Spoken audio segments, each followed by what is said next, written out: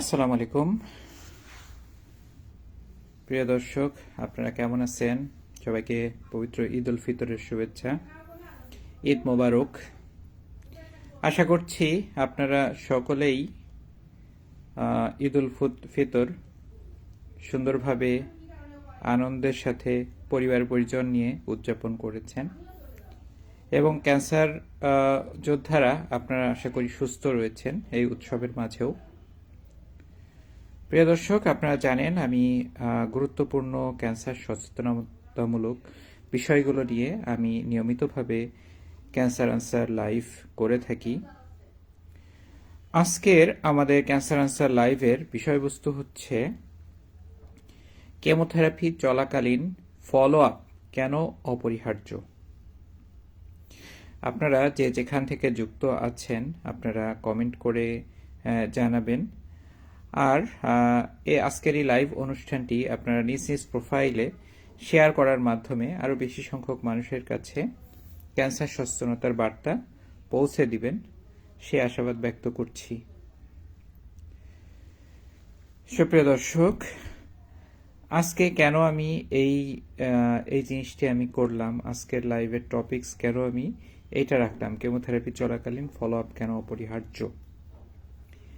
আমাদের কাছে চিকিৎসাধীন অবস্থায় রোগীরা ফলো আপ করেন, আবার অনেক সময় দেখা যায় যে রোগী অন্য জায়গায় চিকিৎসা নিচ্ছেন কিন্তু আমাদের সাথে যোগাযোগ করছেন। তো বিভিন্ন সময় দেখা যায় যে আমি যেই জিনিসটি সবচেয়ে বেশি ফেস করি সেটি হচ্ছে কেমোর পরবর্তী যেই 1 থেকে 2 সপ্তাহ, এই সময়টি যে ভাইটাল এবং এই সময়টি যে সবচেয়ে বেশি পার্শ্ব প্রতিক্রিয়া হয়ে থাকে। তো এই বিষয়টি নিয়ে আমাদের ভিতরে যথেষ্ট গাফিলতি আমি পরিলক্ষিত করছি।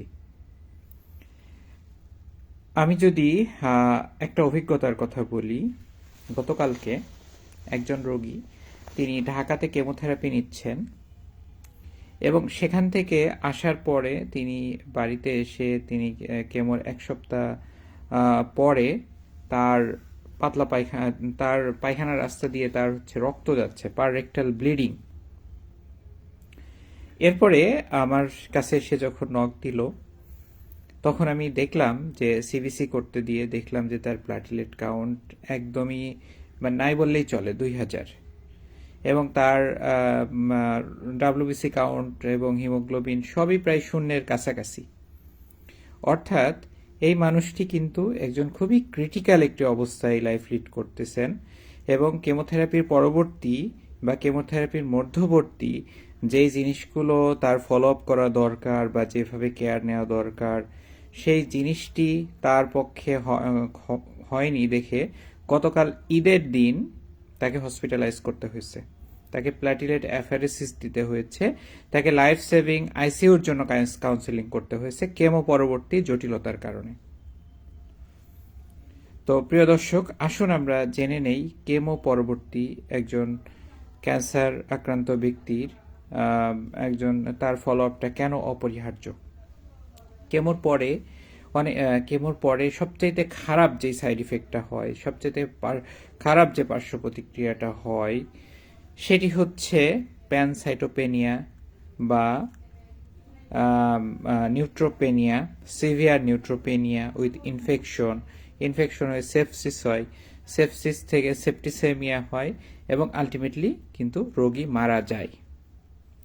কেমোথেরাপির মাধ্যমে যদি রোগী মারা যায়, অনেকে মনে করেন যে কেমো দিয়ে খারাপ হয়ে গেল। তার একটি যদি সেটা যদি বলেন তাহলে সবচাইতে গুরুত্বপূর্ণ যে কারণটি সেটি হচ্ছে আমি যেটা বললাম, এটা সেপ্টিসেমিয়া হয়ে আলটিমেটলি কিন্তু পেশেন্ট মারা যায়। তো এই পরিস্থিতি যদি আপনারা এড়াতে চান, তাহলে একজন পেশেন্টকে অবশ্যই 3টা ফলো আপ করতে হবে। কেমো চলাকালীন প্রতি কেমোর সাইকেলকে কেন্দ্র করে তাকে রুটিনলি 3বার তাকে ফলো আপ করতে হবে। 3বার ফলো আপ কেমন? আপনার কেমোথেরাপির আগে আপনি তার সিবিসি ব্লাড টেস্ট করে দেখতে হবে যে তিনি কেমোর জন্য ফিট আছেন কিনা এবং একই সাথে রোগীর পারফরমেন্স স্ট্যাটাসও দেখতে হবে, রোগীও দেখতে হবে। কেমোর দিন তাকে অবশ্যই প্রপার প্রিকশন নিয়ে ডাক্তারের তত্ত্বাবধানে তাকে কেমোথেরাপি দিতে হবে যথার্থভাবে। কেমন 1 সপ্তাহ পরে তাকে অবশ্যই তার একটি সিবিসি ব্লাড কাউন্ট করে দেখতে হবে যে তার এটি ফিব্রাইল নিউট্রোপেনিয়া হলো কিনা বা প্যানসাইটোপেনিয়া হলো কিনা, প্লাটিলেট কাউন্ট কমে গেল কিনা। তো এইগুলো নিয়ন্ত্রণ করার জন্য তারপরে আপনি দেখে যদি দেখা যায় যে আপনার এটা কমে গেছে, যথাযথভাবে ব্যবস্থা আপনাকে নিতে হবে। বিশেষ করে যারা অনেক দূরত্বে যেয়ে যারা চিকিৎসা গ্রহণ করেন, মনে করেন যে আপনি জেলা শহর থেকে আপনি ঢাকায় গেছেন বা একটি প্রত্যন্ত অঞ্চল থেকে আপনি বিভাগীয় শহরে গেছেন, আপনার জার্নি 4 ঘন্টা 5 ঘন্টা 6 ঘন্টা আপনার জার্নি হয়ে গেছে মোর দেন। তো এই যে জিনিসটা আমরা বলি কেমোথেরাপির পরে একজন মানুষকে আমরা 14 দিন রেস্টে থাকতে বলি, 14 দিন বিশ্রামে থাকতে বলি, এবং এ সময় প্রথম 7 দিন সে ফুল বেড রেস্টে থাকবে, একদম নিজের লিমিটেড সেলফ কেয়ার ছাড়া তিনি একদম বলা যায় যে বেড রিডেন থাকবে বা ঘরের মধ্যে থাকবে। এরপরে তিনি হালকা করে পানি খাবেন, মানে বেশি বেশি করে তিনি পানি খাবেন, এবং তিনি 7 দিন পরে তিনি হালকা হাঁটাহাঁটি, হাঁটা চলা, বাড়ির বাইরে তিনি লাইট ফিজিক্যাল এক্সারসাইজ তিনি এগুলো করতে পারেন যদি তার রিপোর্ট ভালো থাকে। 7 দিন পরে, কেমোথেরাপি দেওয়ার 7 দিন পরে আমরা একটা ব্লাড কাউন্ট করি এবং ব্লাড কাউন্ট করে দেখি যে তার এটা ভালো আছে কিনা। এবং অনেক সময় দেখা যায় যে যাদের ক্ষেত্রে old age, poor performance status, এ ধরনের পেশেন্টকে আমরা কিন্তু তার কেমোথেরাপির 24 ঘন্টা থেকে পরের থেকে 72 ঘন্টার মধ্যে আমরা কিন্তু একটা ইনজেকশন দিয়ে থাকি, যেটাকে বলা হয় ফিলগ্রাস্টিম বা গ্রানুলোসাইট কলোনি স্টিমুলেটিং ফ্যাক্টর। তো এটা আমরা ফিলগ্রাস্টিম আমরা যেটা দেই এটা একটু কম দাম, এবং এটার সুবিধা হচ্ছে এটা বারবার দেওয়া যায়, এবং মোস্ট অফ দ্য কেসে একটা ফিলগ্রাস্টিম দিলেই কিন্তু তার নিউট্রোপেনিয়া আর হয় না। তবে অনেকের ক্ষেত্রে একাধিকবার দেওয়া লাগতে পারে। তবে সবচাইতে ভালো যদি আমরা বলি যে এই যে ফেব্রাইল নিউট্রোপেনিয়া এটা কমে যাওয়ার ক্ষেত্রে সবচাইতে ভালো প্রতিকার যেটা বলি সেটা হচ্ছে পেজাইলেটেড ফিলগ্রাস্টিম বা পেজাইলেটেড গ্রানুলোসাইট কলোনি স্টিমুলেটিং ফ্যাক্টর। তো এইটা যদি আমরা দেই তাহলে 14 দিনের মধ্যে আর কোনো ফিলগ্রাস্টিম জাতীয় ইনজেকশন আপনাকে দিতে হবে না। তো এই প্রিয় দর্শক, দেখা যায় যে আমরা যে জিনিসটা খুব বেশি ফেস করি যে একজন যে দূরে যে যিনি কেমোথেরাপি দেন তাকে এই 3 বার ফলো আপ করা তার পক্ষে কঠিন হয়ে যায়, এবং অনেক সময় দেখা যায় যে তিনি এই মানে সময় মতো তিনি পরীক্ষা নিরীক্ষাও করতে পারছেন না। তো সেক্ষেত্রে তার স্ট্যাটাসটাও জানা যায় না, সেক্ষেত্রে কিন্তু তিনি অনেক সময় প্ল্যাটলেট কাউন্ট কমে যায়। এই রোগীটার ক্ষেত্রে আমি প্রথম যে সিনারিওটা বললাম, তার প্ল্যাটলেট কাউন্ট 2000 হয়ে গেছে এবং পার রেক্টাল ব্লিডিং তার অলরেডি হচ্ছে, এবং ইন্টারনাল হেমোরেজে স্ট্রোক করে বা ইন্টারনাল হেমোরেজে সেপ্টিসেমিয়া হয়ে সেপসিস হয়ে তিনি কিন্তু মারাও যেতে পারতেন। তো এই জটিল অবস্থাটি আপনাদেরকে এড়ানোর জন্য আপনাদেরকে অবশ্যই সচেতন থাকতে হবে, এবং কেমোথেরাপি পরবর্তী যেই কেয়ারগুলো নেওয়া প্রয়োজন সেই কেয়ারগুলো আপনাদেরকে যথাযথভাবে নিতে হবে। আপনি হয়তো শারীরিকভাবে ফিল করতেছেন না, কোনো সমস্যা ফিল করছেন না, কিন্তু রুটিনলি আপনি যখন একটা ব্লাড টেস্ট করবেন, 1 সপ্তাহ পরে একটা সিবিসি টেস্ট করবেন, তখন দেখবেন যে আপনার ব্লাড কাউন্ট কমে গেছে কিন্তু আপনি বুঝতে পারছেন না। এটার জটিলতাটা কখন হয়? আমাদের শরীরের রোগ প্রতিরোধ ফার্স্ট লাইন অফ ডিফেন্স যেটাকে বলে সেটা হচ্ছে নিউট্রোফিল। তো এই নিউট্রোফিল কাউন্টটা 7ম দিনে সবচেয়ে বেশি কমে যায়, অর্থাৎ এই নিউট্রোফিল আমাদের বডির ফার্স্ট লাইন অফ ডিফেন্স, এটা কিন্তু 7ম দিনে সবচেয়ে বেশি কমে যায় কেমোথেরাপি দেওয়ার। আবার এটা আস্তে আস্তে বাড়তে বাড়তে এটা 14তম দিনে এসে আবারও নর্মাল হয়ে যায়। তো এই যে জিনিসটা, এই জন্য আমরা 7ম দিনে একটা ব্লাড পরীক্ষা করতে বলি, সিবিসি টেস্ট করতে বলি, এবং এর মধ্যে সবচেয়ে ঝুঁকিপূর্ণ যে জিনিসটা, আপনি যদি মানে নিয়ম মতো না চলেন, আপনি যদি রেস্টে না থাকেন, আপনি যদি বেশি পরিশ্রম করেন, আপনি যদি পানি কম খান, আপনি যদি আনহাইজেনিক লাইফ লিড করেন, আপনি যদি পরিষ্কার পরিচ্ছন্ন পরিবেশে না থাকেন, পরিষ্কার পরিচ্ছন্ন খাবার যদি না খান, তাহলে আপনার এই কিন্তু ইনফেকশনের ঝুঁকি অন্যদের তুলনায় কিন্তু আপনার অনেক বেড়ে যাবে, কারণ আপনার শরীরে ফার্স্ট লাইন অফ ডিফেন্স থাকে না। প্রথম 1 সপ্তাহ কেমোথেরাপির পরে প্রথম 1 সপ্তাহ কিন্তু আপনার বডিটা ইনফেকশনের জন্য খুব বেশি ভালনারেবল থাকে। দেখবেন যে মানে হঠাৎ করে আপনার 1 সপ্তাহ পরে হয়তো আপনার গায়ে জ্বর আসলো, হয়তো কাশি হলো, প্রস্রাবে জ্বালাপোড়া হলো, পেট খারাপ হলো, পেটে পাতলা পায়খানা হলো। তো এইগুলো কিন্তু খারাপ সাইন, ব্যাড সাইন।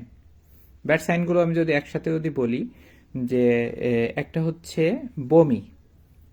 বমি যদি 3 বার বা তার বেশি যদি হয়, পাতলা পায়খানা যদি আপনার 4 বার বা তার বেশি হয়, এবং জ্বর যদি 101 ডিগ্রি বা তার বেশি হয়, তাহলে অবশ্যই আপনার চিকিৎসককে আপনাকে জানাতে হবে।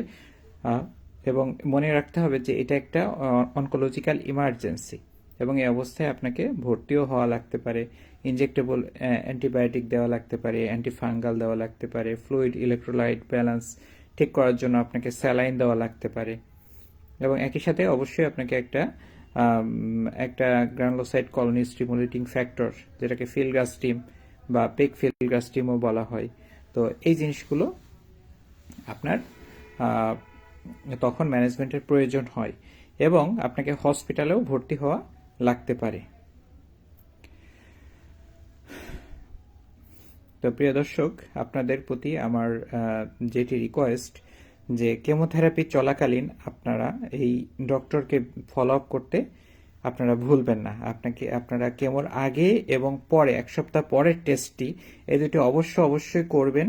অনেক সময় দেখা যায় যে রোগীরা করতে চায় না, বা রোগীরা দেরি করে, বা রোগীরা শুধু কেমোথেরাপিটাকেই তারা চিকিৎসা মনে করে, এবং ডাইরেক্ট চলে আসে ডাক্তারের কাছে এবং বলে যে আমাকে কেমোথেরাপি দিয়ে দেন। তখন হয়তো ডাক্তার নিজেও একটু প্রেশার ফিল করে যে তাকে দেওয়ার জন্য আর্জেন্সি থাকে। অনেক সময় দেখা যায় যে দূরের থেকে ঢাকা শহরে গেছে, থাকার সমস্যা, বা বারবার ফলো আপ করতে পারে না। অন্তত তার সাথে হোয়াটসঅ্যাপে যোগাযোগ রাখবেন।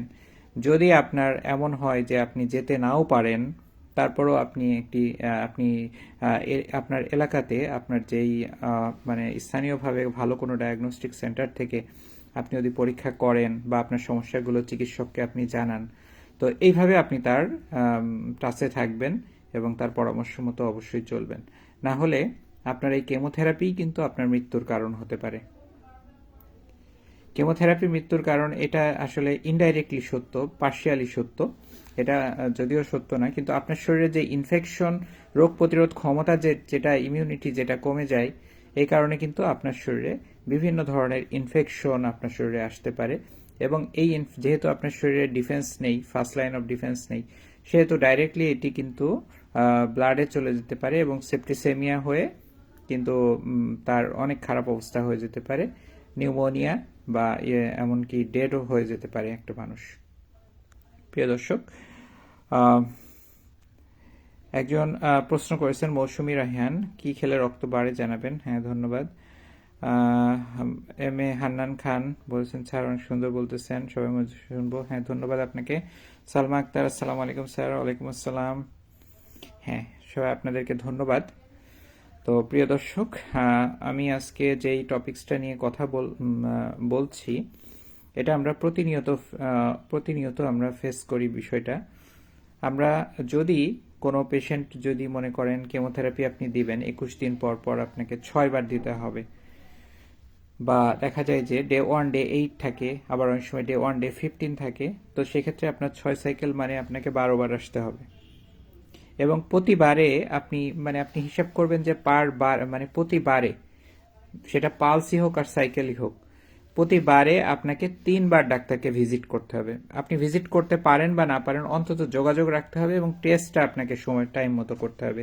At least CBC test, blood test, CBC complete blood count টেস্টটা করতে হবে। অর্থাৎ আপনি 6 বার যদি কেমো দেন, আপনাকে 18 বার আপনার ডাক্তারের সাথে কিন্তু যোগাযোগ করতে হবে, কেমোর আগে কেমোর পরে মিলায়। আপনি যদি 12 বার যদি আপনি কেমো দেন, আপনাকে অন্তত 36 বার কিন্তু আপনাকে ডাক্তারের সাথে ফলো আপে থাকতে হবে। সেটি আপনি অনলাইনে বা অফলাইনে যেভাবে পারেন সেভাবে করবেন। সবচেয়ে ভালো হয় রোগীকে নিয়ে যাওয়া। তো সেটা রোগী যদি ভালো থাকে, আপনি যদি যোগাযোগ করতে পারেন আপনার ডক্টরের সাথে, আপনি অবশ্যই তাকে অফলাইনেও এটা নিয়ে তাকে নক দিতে পারেন। তো প্রিয় দর্শক, আমরা আজকে একটি গুরুত্বপূর্ণ বিষয় নিয়ে আলোচনা করলাম। আপনারা যারা যুক্ত ছিলেন আপনাদেরকে অসংখ্য ধন্যবাদ, এবং পরবর্তীতে আবারও আপনাদের সাথে দেখা হবে অন্য কোনো বিষয় নিয়ে, অন্য কোনো ক্যান্সার আনসার লাইভে। তো সবাইকে ধন্যবাদ জানিয়ে আজকের মতো এখানেই শেষ করছি। পরবর্তী ক্যান্সার আনসার লাইভ দেখার আমন্ত্রণ জানাচ্ছি। সবাই ভালো থাকবেন, সুস্থ থাকবেন। আসসালামু আলাইকুম রহমতুল্লাহ।